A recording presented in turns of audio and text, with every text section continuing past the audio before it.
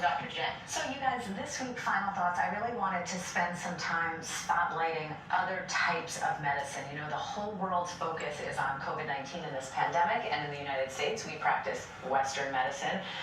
Today, I wanted to just talk about Ayurvedic medicine. This is the ancient Indian medical system. It's over 3,000 years old, really believes that diseases are a result of imbalance in 4 main systems that are called doshas in our life.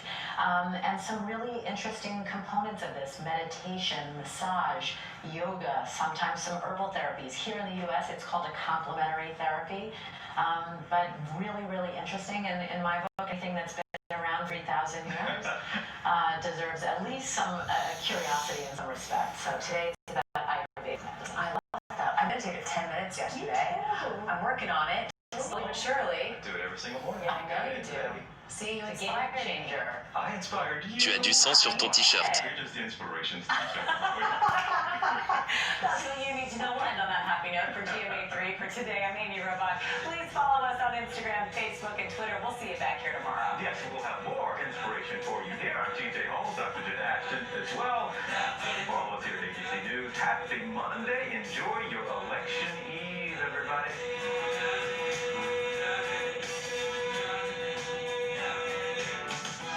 Wednesday night, get ready for a con so big, so outrageous, never seen anything like it before.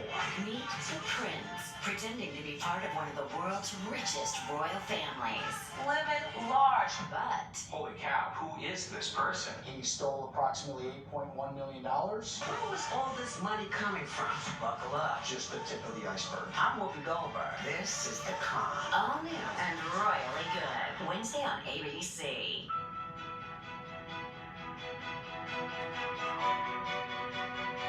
If he gets in, you will have a depression the likes of which you've never seen. I represent all of you, whether you voted for me or against me.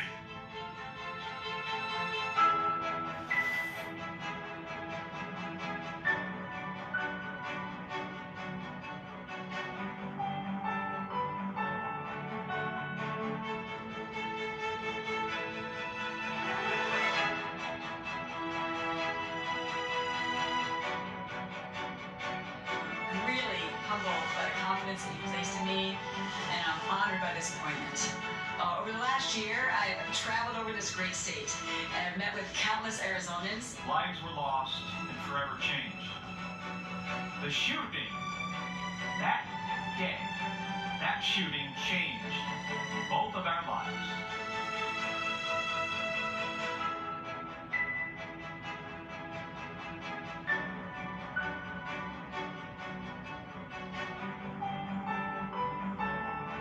And I think that just shows the seriousness that they're taking this opportunity with.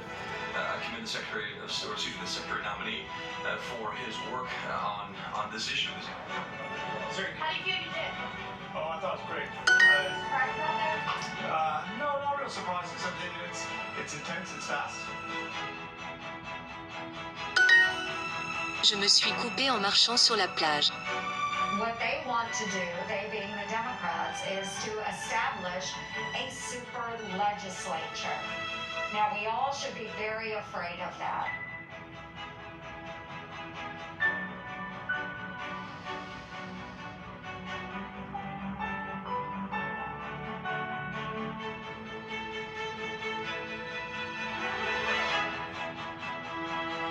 There is increasing polarization between the two parties. There's a much smaller number of those of us who are centrists who work to try to bring people together. So that has made this race harder. There is this real sense that this president has done a tremendous amount of damage to us and to our safety and to our future. And that Senator Collins has chosen to vote with this president.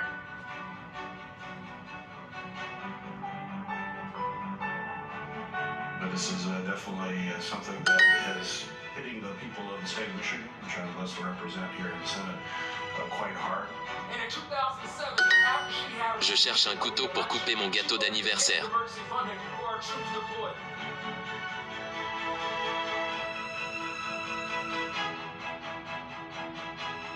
Why would you do this, knowing how this was going to play out, knowing that you were going to be attacked and unfairly treated? Protect the freedoms and protect the rule of law that's the basis for the society and the freedom that we all enjoy. I think you're an extraordinary role model.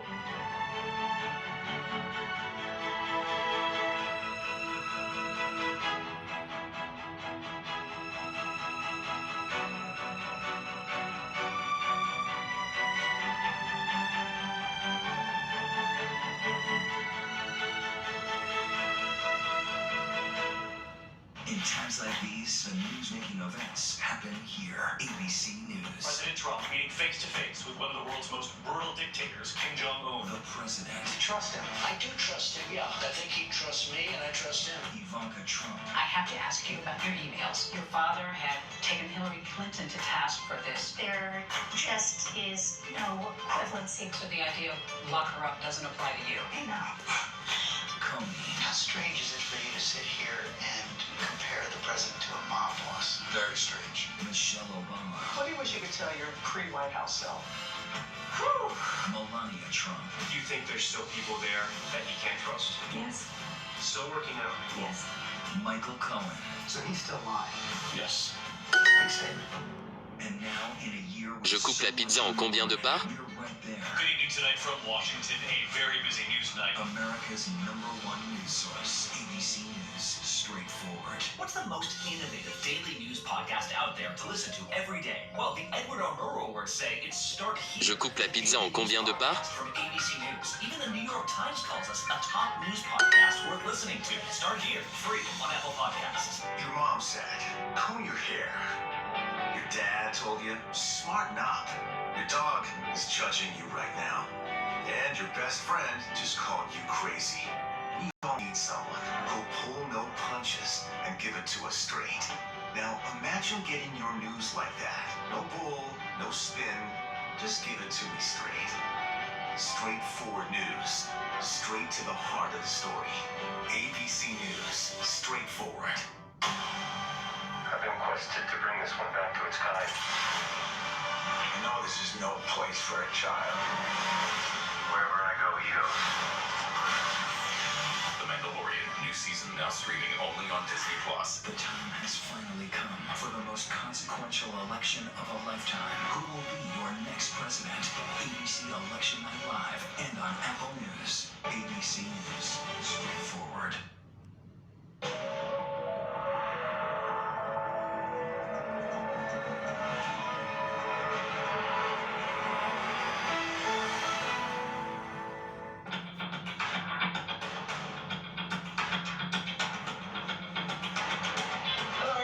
For streaming with us on Your Voice, Your Vote. I'm Breakdown. I'm Terry Moran.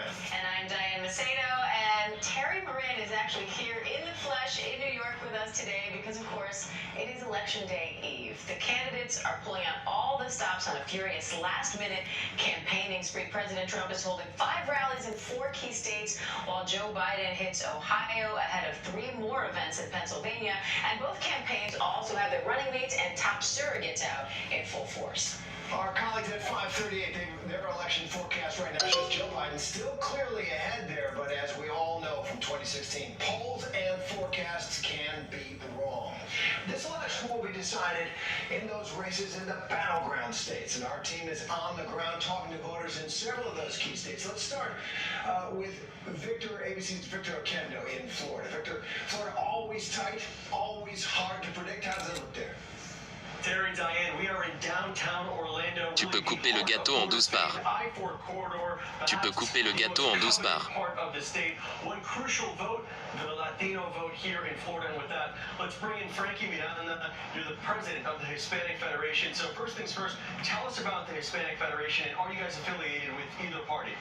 We are a 30-year-old civil rights organization doing civic engagement, non-partisan work to get all Latinos to go to the election. Let's talk about some of the numbers here, because in 2016, Hillary Clinton Tu peux couper le gâteau en 12 parts. by a wide margin. This time around, it is much tighter, and it looks like President Trump has got most of the support from the Cuban American vote, but other Latino groups seem to be supporting Joe Biden a little more broadly. differently. So if you could speak to what we're seeing here among Latinos in Florida. By this time already, we're shattering the records of voter participation from 2016 in our community. We still have a lot of Latinos that are going to vote tomorrow in person because they feel that it is important for them to go. So we are right now reaching out to 500,000 Latinos, doing silent door knocking, leaving information, engaging them via text and phone. And we see that once we engage our members of our community, they actually increase tremendously their chances to actually go and vote. I wonder, was it tough to find Latino groups and get them to register because of the pandemic? How did that make your job even tougher to get more people out to the polls? We have shifted and we have followed all the protocols and engaging them via use of texting, hotlines. We have been able to do all sorts of education for our community, providing them with information about the different options. Working against misinformation and disinformation about mailing ballots for many of our members of our community. This is something completely new. And we just want to make sure that people know that they can actually vote and that the right of voting doesn't take away the right of staying healthy. Now that we're in the home stretch, election day on Tuesday, what are you guys doing to make sure that you get just those last ones out there voting? We are engaging, texting, calling, making sure that they understand that tomorrow is incredibly important. We want that the day after the election, the headline that you need to cover is that Latinos came out and to vote in record numbers, and I'm sure that we're going to accomplish that. So far, we're seeing that. Attention, tu vas te faire mal. The Latino vote has never been more powerful, but much more throughout the day. Diane, Terry, I'll send it back to you guys. Attention, tu vas te faire mal. For that. ABC's Marcus Moore is in Texas. Marcus, the early voting there has just been incredible to watch those lines and the numbers. The total votes counted in 2016 now surpassed in the early voting. So what's driving the surge in turnout, and how do you think it's going to affect this race in Texas? Well, Terry, certainly a lot of people are energized. There's been a lot going on here in this country, and both sides have been trying to get their people out to the polls, and those record numbers that you've seen here in Texas, more than 9.5 million people casting ballots during the early voting. The Democrats feel like that is a good sign for them here in Texas, because historically, many of the early votes have been many of the people who support the Democratic side, and many anticipate that tomorrow will be the big day for President Trump and his supporters, where they are expected to, according to the campaign, show up in large numbers to cast their ballot. There is no doubt, Terry, that as we head into Election Day, this is a very close race. When you average out the polls, President Trump is only leading by 1 point here in Texas, and that is significant because, as you know, Texas has historically, at least for the past several decades, been a Republican stronghold, and now it seems that there will be a real fight tomorrow night. Absolutely. It is not much redder than Texas over the past few decades. Now, Republican Appelle le officials in SAMU. Texas are on to federal court to get nearly 127,000 votes cast at drive-through polling stations thrown out down in Harris County. So what's the latest on that case? Terry, yes, we are in Harris County right now, and we're waiting for the judge's ruling. There's a hearing that started this morning. It was running about 4 hours long. They just took a recess, and we anticipate that any moment now, the judge who's been hearing the arguments will reveal his decision in this case. What the Republicans are saying is that those 127,000 ballots that were cast at drive-through locations, 10 different drive-through locations here in Harris County, violated state election laws, and that those ballots should be thrown out. Terry, it's important to point out that the Texas Supreme Court has already heard the arguments on this case, and they have dismissed them. And so far, the Texas Supreme Court has said that there's no merit to the plaintiff's case. But that federal judge could make a different decision, and that is what the Republicans are hoping for. And Terry, just to give you a better idea of how significant this is, if you consider how close this race is, and Harris County is largely Democratic. It is the most populous county here in Texas, and it is strongly Democratic. And so for 127,000 votes to be thrown out, it could have a huge impact on the outcome. The judge this morning was asking the Harris County clerk what would happen if he decided to throw out those ballots. And we have heard that if indeed that's the decision, all of those voters would have to go back to the polls tomorrow to cast those ballots once again. A lot at stake there in Harris County. And one more thing out of Texas. We seen this video, the Biden campaign bus surrounded by trucks flying Trump flags on a highway down in Texas. So what are the campaigns saying about this incident? Yeah, Terry, I actually saw a similar scene at a polling place in Dallas where Beto O'Rourke was stomping. We've heard from both sides of this.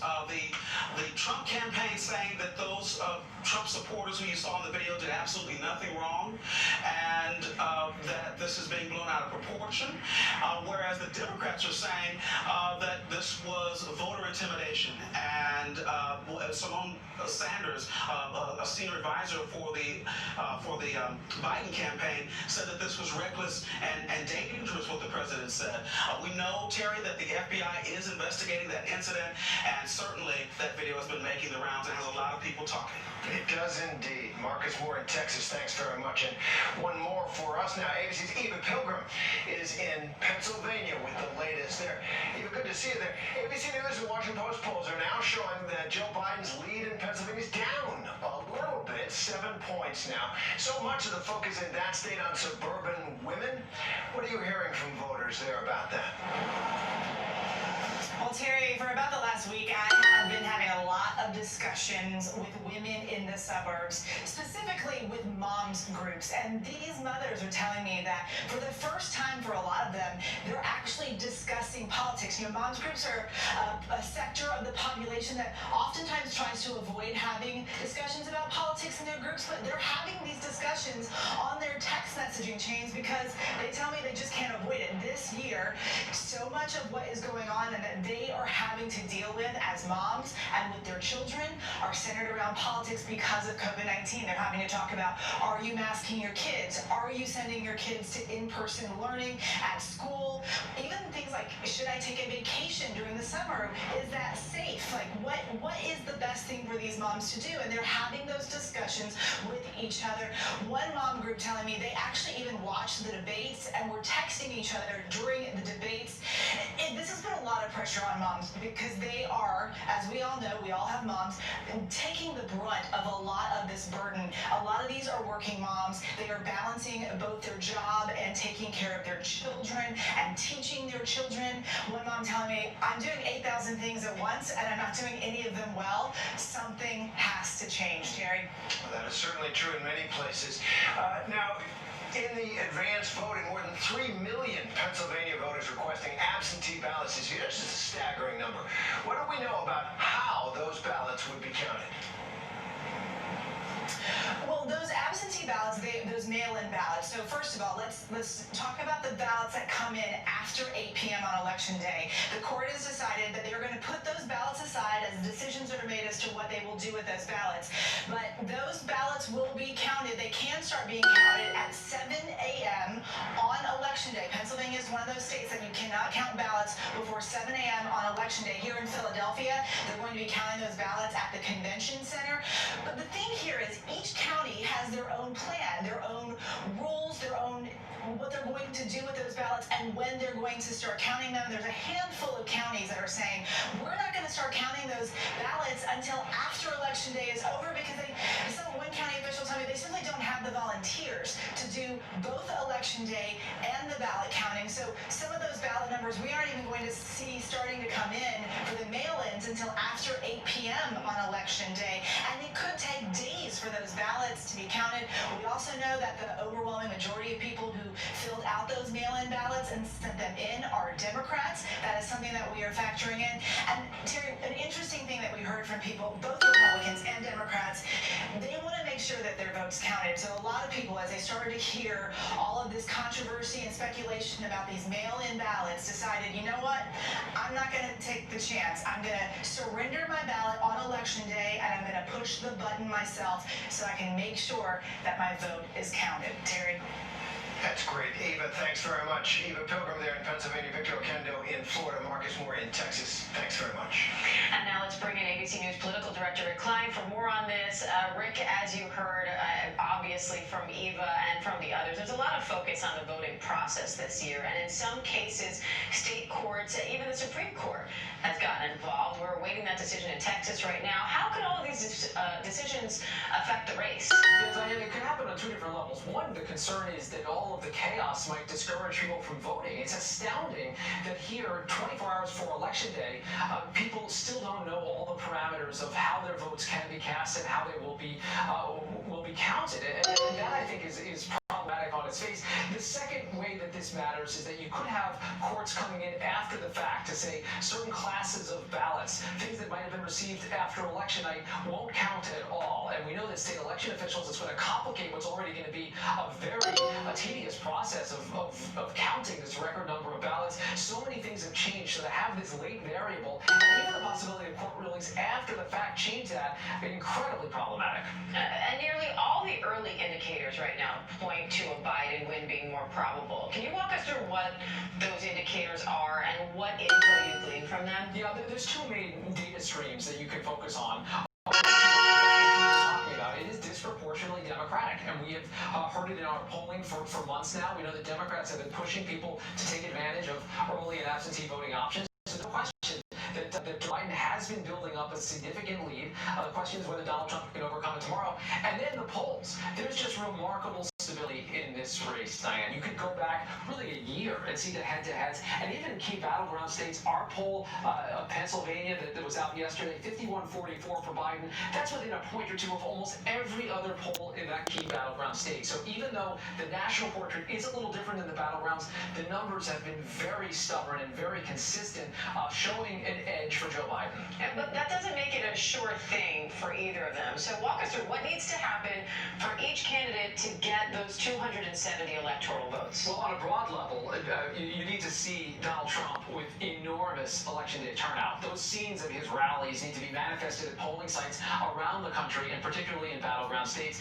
And of course, if he just recreates the map from 4 years ago, he's president again. He wins Wisconsin, Michigan, and Pennsylvania, and holds everything else, he wins. Of course, the easiest way for Joe Biden to become president is to undo that, to win back that so-called blue wall. Wisconsin, Michigan, Pennsylvania makes him president, and then Joe Biden has some backup options. Look at Arizona out west and the south, everything from Florida, North Carolina, Georgia, up through the Midwest of Ohio and Iowa, even Texas, as Marcus was reporting, potentially in play. Truly, if Joe Biden wins any of those states that I just mentioned, any of those Sun Belt or lower Midwestern states,